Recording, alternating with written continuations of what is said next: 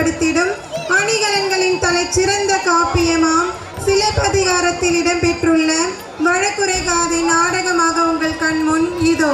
கதாபாத்திரங்கள்: மன்னராக தஸ்தகீர், பாண்டிய மாதேவியாக கனிஷ்கா, அமைச்சர்களாக நிதிஷ், புவனேஷ், வாயிற் காவலர்களாக விஷாந்த், அஸ்வன், கோவலனாக சுபர்ணா, கண்ணகியாக சுபவர்ஷினி, பொற்கொள்ளராக சபரிவேல், முதலாளியாக லோகேஷ், வியாபாரியாக ஹேமச்சந்திரன், மாதிரியாக ஐநூன் ஜாரியா. காட்சி 1. கோவலனும் கண்ணகியும் பிழைப்பு தேடி மதுரை மாநகருக்குள் வருகிறார்கள். அங்கே மாதிரி என்னும் ஆயர்குல பெண் வீட்டில் அடைக்கலம் புகுகிறார்கள். மாதிரி வீட்டில் கண்ணகியும் கோவலனும் உரையாடும் காட்சி இதோ.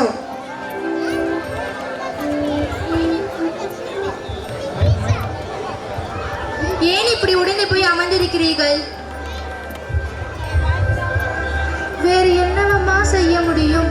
உனக்கு இழைத்த துரோகத்திற்கு என் உயிரை மாய்த்து கொள்ளாமல் இன்னும் முன்னால் செய்வது அறியாமல் இப்படி நிற்கின்றேனே, அதை எண்ணி நான் வருந்து கொண்டிருக்கின்றேன்.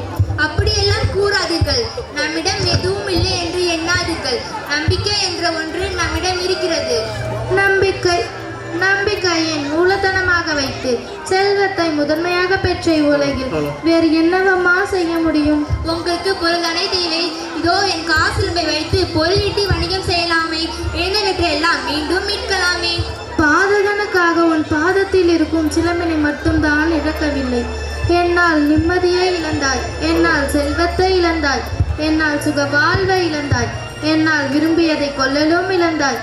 எனக்காக பெற்றோர் உற்றோர் உறவினார் என்று எல்லோரையும் விட்டு பிரிந்தாய். எனக்காக சிலம்பையும் விற்க தயாராகிவிட்டாய். என்னால் அதை ஏற்றுக்கொள்ள முடியாது. மன்னித்து விடு கண்ணகி. போதும் போதும் இந்த துயரம். ஏழவை ஏழவையாக இருக்கட்டும். இனி நடப்பவை நல்லவையாக அமையட்டும். மறுக்காமல் இந்த காசுமை பெற்றுக் கொள்ளுங்கள். கண்ணகி, உன் பேச்சில் இப்போது நான் நம்பிக்கையை பெற்றேன். என்னால் இழந்த எல்லா செல்வத்தையும் மீண்டும் முன்னால் பெறப்போகின்றேன்.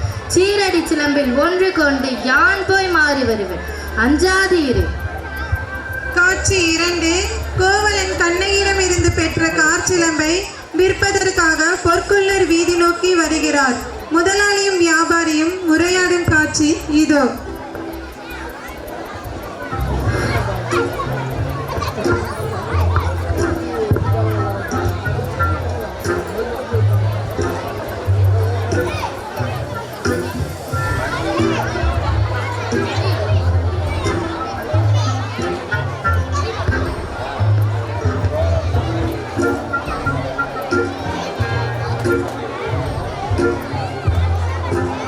முதலாளி, இந்த நகையை பாருங்களா, நான் எப்படி செய்கிறேன் என்று பாருங்கள். அருமையாக இருக்கிறது. அப்படி என்றால் என் சம்பளத்தை அதிகமாக்கி தருவீர்களா? என்னது சம்பளமா? இவன்கிட்ட நல்லா இருக்குன்னு சொன்னா சம்பளத்தை வாங்கிடுவான். இங்க பாரு ஏதோ ஒரு குறை இருப்பது போல் தெரிகிறது. குறை எல்லாம் போச்சு. இந்த மாதிரி நம்ம சம்பளம் கிடைக்காது போல இருக்கு. முதலாளி, அங்கு பாருங்க, யாராலும் கடையில் போல இருக்கிறது. நானும் பார்த்து கொண்டுதான் இருக்கிறேன். வெகு நேரமாக நம் கடை உத்து பார்த்து கொண்டு இருக்கிறான். நான் போய் என்ன என்று பார்த்து வருகிறேன். கடையை பத்திரமாக. சரி முதலாளி, கடையை பத்திரமாக பார்த்துக்கொள். உன்னை ஏமாற்றி விடுவார்கள். தம்பி, தாங்கள் ஊருக்கு புதியவரா? இதுக்கு உங்களை பார்த்ததே இல்லையே. ஆமாம் ஐயா, நான் புகார் நகரத்தில் இருந்து பிழைப்பு தேடி மதுரைக்கு வந்துள்ள புதியவன். நான் ஏதேனும் உங்களுக்கு உதவி செய்ய வேண்டுமா? இந்த சிலம்பினை விற்க ஏற்ற இடத்தை கூறுங்கள் ஐயா, அது போதும்.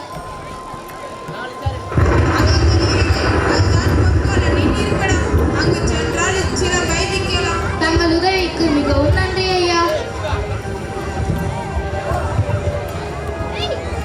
பொற்கொள்ளருக்கு எனக்கு வணக்கம். வணக்கம். யார் நீங்கள்? உங்களுக்கு என்ன வேண்டும்?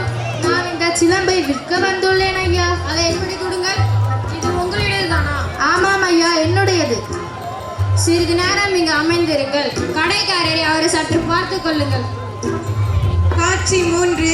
பாண்டியும் பொற்கொள்ளரும் உரையாடும் காட்சி இதோ.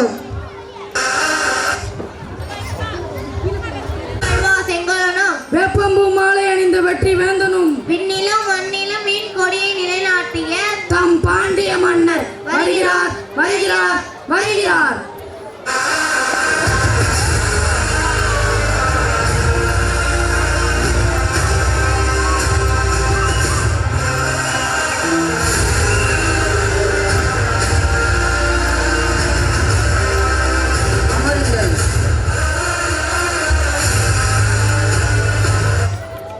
காவலரே, அரசரை காண்பதற்காக பொற்கொள்ளன் வந்திருக்கிறேன் என்ற அனுமதி வாங்கி வாருங்கள்.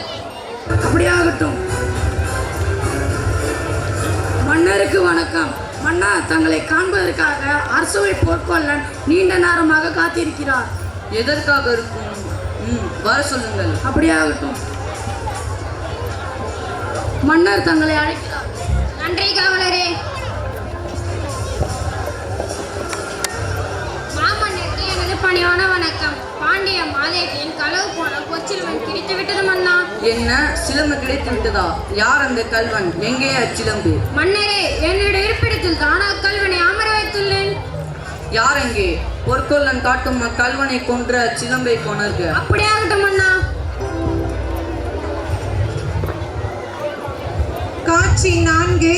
ஊழ்வினை காரணமாக கோவலன் கல்வன் என்று பாண்டிய மன்னனால் குற்றம் சாற்றப்பட்டு கொலை செய்யப்படுகிறார். அக்கொலைகளின் காட்சி இதோ.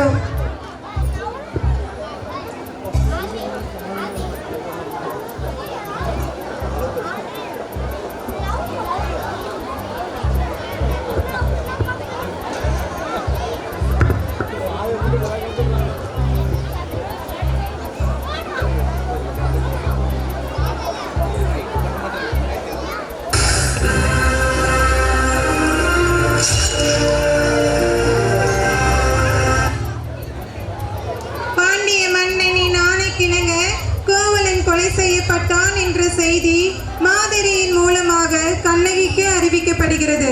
மாதரியும் கண்ணகியும் உரையாடும் காட்சி இதோ. கண்ணகி, கண்ணகி, எங்க இருக்கிறாய்? இதோ இங்குதானே இருக்கிறேன். சொல்லுங்கள் அம்மா, ஏன் இந்த பதற்றம்? கண்ணகி, ஊரெல்லாம் ஒரு செய்தி பரவி கொண்டிருக்கிறது. அந்த துயர செய்தியை எவ்வாறு உன்னிடம் கூறுவேன்? காணாத துயரமா, அடியாத வேதனையா? எதுவா இருந்தாலும் கூறுங்கள். இதுவரை நீ காணாத துயரத்தையும் அடையாத துன்பத்தையும் அடைந்து விட்டாய் கண்ணகி. என்ன சொல்கிறீர்கள் அம்மா, என்ன சொல்கிறீர்கள்? சிலம்பை விற்க சென்ற உன் காதல் கணவன் கல்வன் என்று பாண்டிய மன்னனால் குற்றம் சாட்டப்பட்டு சொல்லுங்கள் அம்மா, சொல்லுங்கள். கொலை செய்யப்பட்டார் என்ற செய்தி வந்துள்ளது. நம்ப முடியவில்லை. ஐயோ, என் கணவன் கல்வன் அல்ல. பொய் குற்றம் சாட்டிதான் என் கணவனை கல்வன் அல்ல கொலை செய்திருக்க முடியும். என் கணவன் குற்றம் மற்றும் நிரூபிப்பேன், நீதியை நிலையாட்டுவேன். நான் சென்று வருகிறேன் தாயே.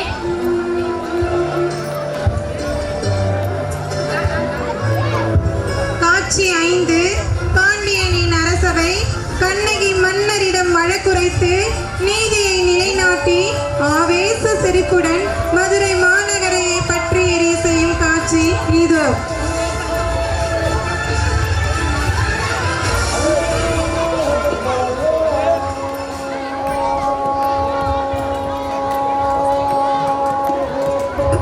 யாரம்மா நீங்கள்? உங்களுக்கு என்ன வேண்டும்? அரணை தவிர நாட்டின் காவலனே, கையில் ஒற்றை சிலம்பு ஏந்தி நீதி கேட்டு பெண்ணொருத்தி வந்திருக்கிறாள் என்று ஒரு மன்னிடம் சென்று கூறு. மன்னவருக்கு வணக்கம். காளியின் வடிவம் கொண்டவளாய், கண்களில் கோபத்தின் உடையவளாய், கருணை எண்ணவளாய், கையில் ஒற்றை சிலம்பு ஏந்தி ஆவேசத்துடன் தங்களை காண பெண்ணொருத்தி வந்துள்ளாள். வர சொல்லுங்களா பெண்ணை. அப்படியா இருக்கும். நீங்கள் செல்லலாம்.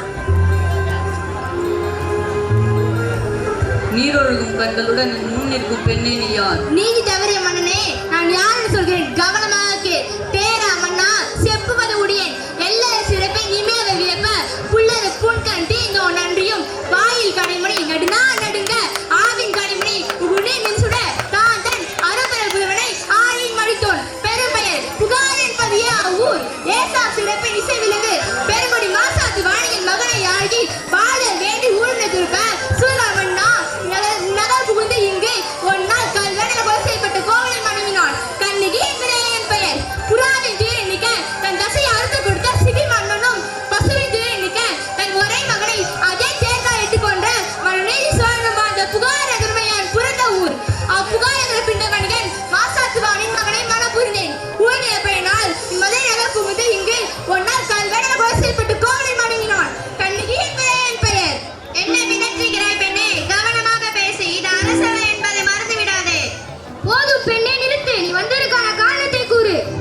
பெண்ணே, கல்வனை கொலை செய்தல் குற்றமற்று, அது அரசனின் நீதியே. ஆம் பெண்ணே, அரசர் கூறுவது சரிதானே, அதில் என்ன ஐயம்?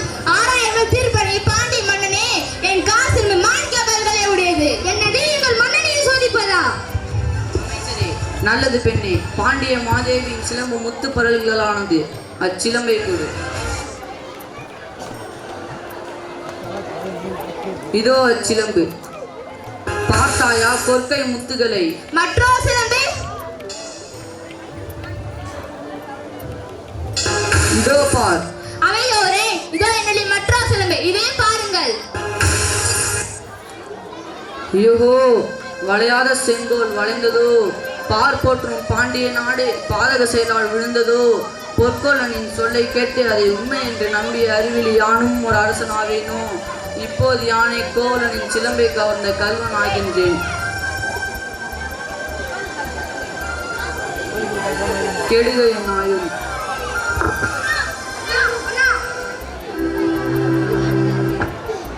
சோழர் குல பெண்ணான கண்ணகிக்கு நீதி வழங்க தன்னுயிரும் இந்த மண்ணுயிரும் எல்லாம் பாடம் புகட்டிய மன்னவா, இந்த பாண்டிய குல பெண்ணை மறந்தது ஏனோ? கணவனை இழந்தவருக்கு காட்டுவதில் கெடுக என் ஆயுள். அரசியல் பிழைப்பதற்கு அறமே கூட்டு என்பதை உலகம் உணரட்டும். உரைசார் பத்தினை உணர்ந்தோர் ஏற்றி வணங்கட்டும். ஊழலை உறுத்து வந்து ஊட்டு என்பது எல்லாரும் மனதில் ஆழமாய் பதியட்டும். கொற்றவனாயினும் குற்றங்கள் தட்டி கேட்கும் கொள்கை நகுத்திடுவோம். பெண்களை துச்சமென கருதும் பேரை சமூகத்தை மாட்டிடுவோம். ஆணுக்கும் பெண்ணுக்கும் நீதியை பொதுவே பிரிப்போம். டெய்லியே பயிரை மேலும் மரணத்தை கழித்திடுவோம். ஆராயாமல் வழங்கிய அதிகார தண்டனை அப்படியே ஏற்காது. அஞ்சு நிற்க